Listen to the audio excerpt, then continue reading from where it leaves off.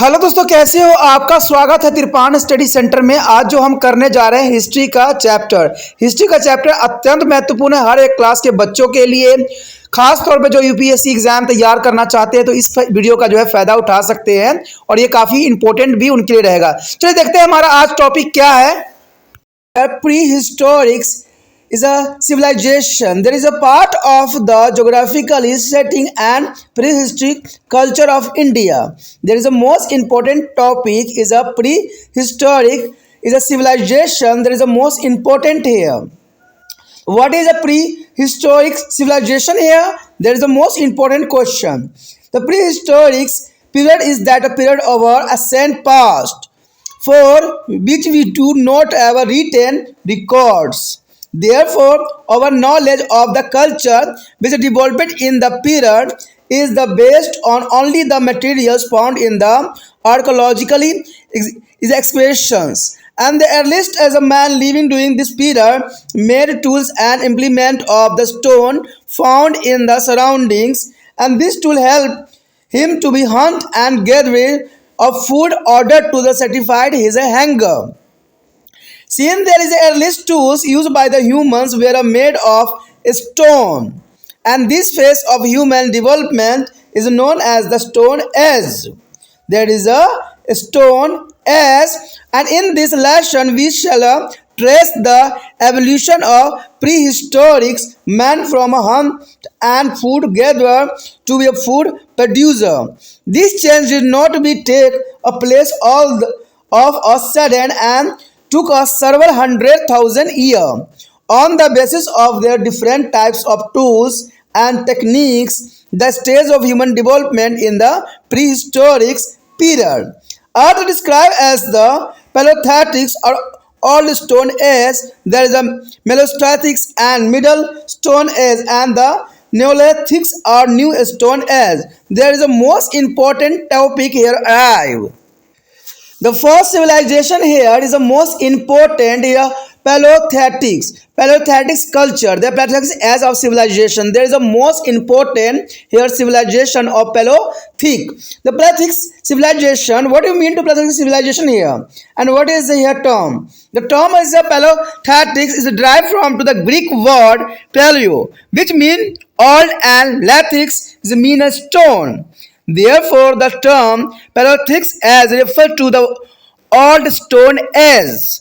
There is a archaeologist has dated this culture to the Pleistocene and period about 2 million years ago. The Pleistocene as a period is geologically is a period of the age when the earth as a surface was covered with ice and weather was so cold that a human or plant life could not survive. But is there tropical regions where ice melted, the earliest species of the man could be exit. The people live near the hillocks and use only stone tools for hunting and their protection. However, the choice of the raw material used for the tool making the varied from the reasons to be reasons and depending upon its ability. The materials used was the quartz is available in their hilly area of different regions.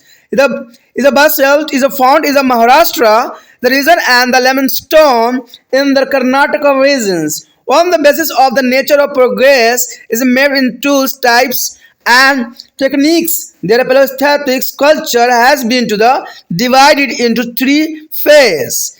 These are first year lower earlier is a Paleolithic, and second year middle Paleolithic, and third year upper or late Paleolithic. This is a phase cover a long period is a ranging is a broadly from to the 5 lakh to the 10,000 BC. There is a 5 lakh to the 10,000 BC. The first point here, tool of the Paleolithic period. There is a most important here point. There is a Paleolithic as a tool. There is the most important here. The main tool of lower Paleolithic phase is a hand axe, is a cleaver and chopper. and these are called chopping tool. And this ware is a rough and heavier and were made by the chopping the side of the stone. Gradually sharper and less heavy tools come to be made. The flex tools is a chopped is a pieces were to the chief tools during to the middle Paleolithic period. The tools of upper Paleolithic period is primarily consist of the varnish and the scraper. There show the figure. Let's now to discuss is a brief their chief feature and use of some of the tools mentioned above and their handwear decks and the butt and the border and the working is edge is narrow and this were used for cutting the trees or digging the roots. The clever had a bisect edges. They are the mean to the splitting object like their trunk of trees. The choppers where there is a massive is a core tools with the unifacial working edges and where use of the chopping purpose there is a weavings where like a flag and blades and this were used to the engravings on sharp stone, bone or rock. The scrapers were is also made of the flax and this tool is serve the purpose of the obtaining bark of trees and skin of animal. Here show the tools of is a parenthesis is a period. Here show the most important chopping tools and hand axis of the is a lower Paleolithic and there is a most important tool is there as tool. There is a most important here. It is a chopping tools and hand axis tools of the Paleolithic era. The next figure here show there is a chopping tools and hand axis of the lower Paleolithic ends. There is a most important tools here show in this diagram. And also here show the chopping tools and hand axis tools of lower Paleolithic ends. There is a most important tool here is made by the stone. There is a most important for this time tools here of Paleolithic ends of lower time. The next topic is here a geographical distribution of the Paleolithic sites. There is a most important here a geographical distribution. There is geographical division also. The geographical distribution of the Paleolithic sites suggests that is a culture was spread to throughout there is a length and breadth of the Indian subcontinent. There is show the map in the northern Kashmir Valley and the Swan Valley is the Rawalpindi now to the Pakistan. The Rawalpindi is also here this time is a Pakistan side as have a yard there is a Paleolithic tools. In the Rajasthan is a Paleolithic tools were found at the site along the river Luni. In the western India, Paleolithic tools were also discovered from side of the river is a Sabarmati, Mahi and there is a tributaries is a Gujarat. In the Maharashtra, their most is important site are Nivasa a tributary of Godavari and Patna in the Tapti river system. There is a most important here. In the Madhya Pradesh is a rock shelter or Bhimbetka near of Bhopal. Bhimbetka is near of Bhopal and is a Adamgarh in there is a district of Hosanabad have had it tools from to the Paleolithic to the Mesozoic period. In the Uttar Pradesh is a Bengal Valley is a region is a broadly from Allahabad to the Varanasi. Is the most is a prominent side. It shows the human occupation of the area is a continuously form to the Paleolithic period. There is a most important here. Here the most important map here, Paleolithic side, there is a most important, there is a dark river valley and there is a Gangos, Buddha, Pushkar. There is a most important side here, Paleolithic side, there is a map. And I also show here is the most important for the Paleolithic of Asian in a map. Toward the east, Assam and another Boeing's area, including to the Meghalaya, Goro Hills, have added to the Paleolithic is artifact. Is a Paleolithic tools has also been found of various sites of Bengal, Orissa and Bihar. In the peninsular India, is a Paleolithic tools has been reported from the Andhra Pradesh and Karnataka. In Tamil Nadu, on important site in the Rampakam and Chinagupta visions. These substance of the Bhattadic cultures as was is based on mainly on the hunting animal and gathering fruits and roots. In other words, the people where is a primarily is a hunters and gathering where the no settled or habitation. There is the most important. On the basis of the above discussion, we can conclude that a pathetic culture of the prehistoric is a period where while spread throughout the Indian subcontinent, the study of the tools indicate a gradually process in the tool technology which must have lead to the better ability of resource. The next era, substance of pattern. There is a most important. There is a athletics people is a prestige to do hunting and food gathering. For their substance, they are made of simple stone tools for hunting, cutting, digging, and other purpose. There is a lead to the is a nomadic's life and the migrated to place where a plant animal resource along with the water were easily available. There is a most important here.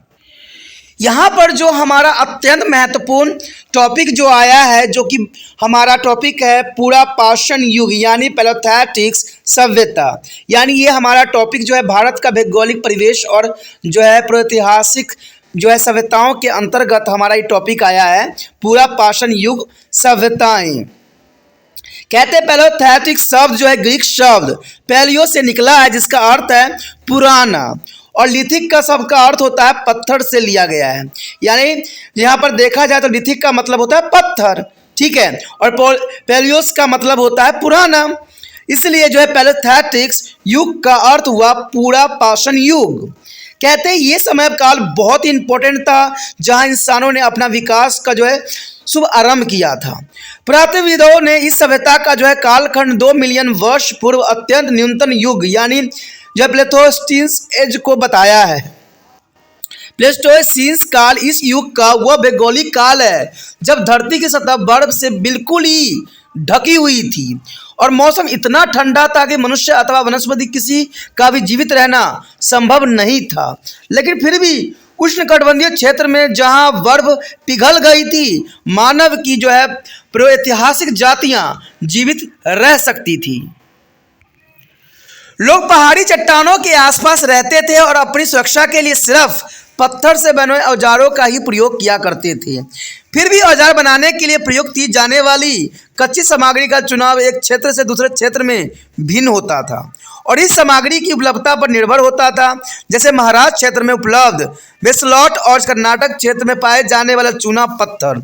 औजारों की किस्म और उन्हें गढ़ने की तकनीक की जो है प्रतीक प्राकृतिक आधार पर जो पैथोलिक सभ्यताएं यानी पाषाण युगीन सभ्यताओं को 3 चरणों में विभाजित किया गया है।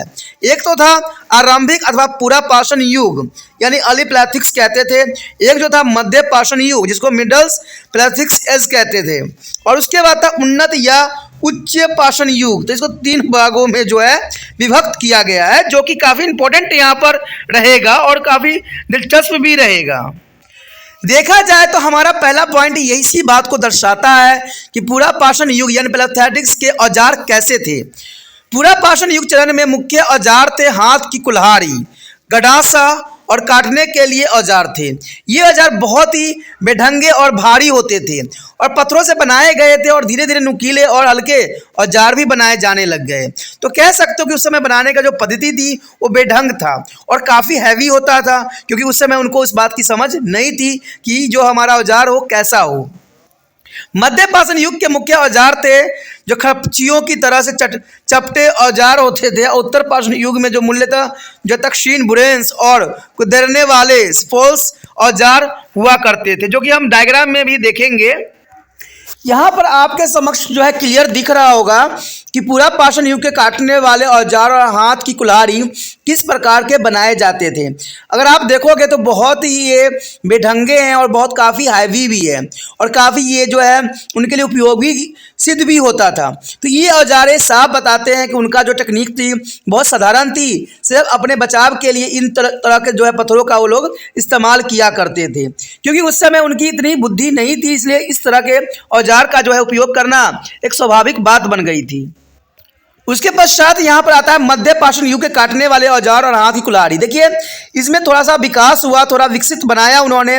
बेशक ये हैवी थी लेकिन फिर भी बहुत काफ़ी जो है इनके लिए इम्पोर्टेंट था और ये कई शेप में आपको नज़र आ रहा होगा जो कि काफ़ी इम्पोर्टेंट है।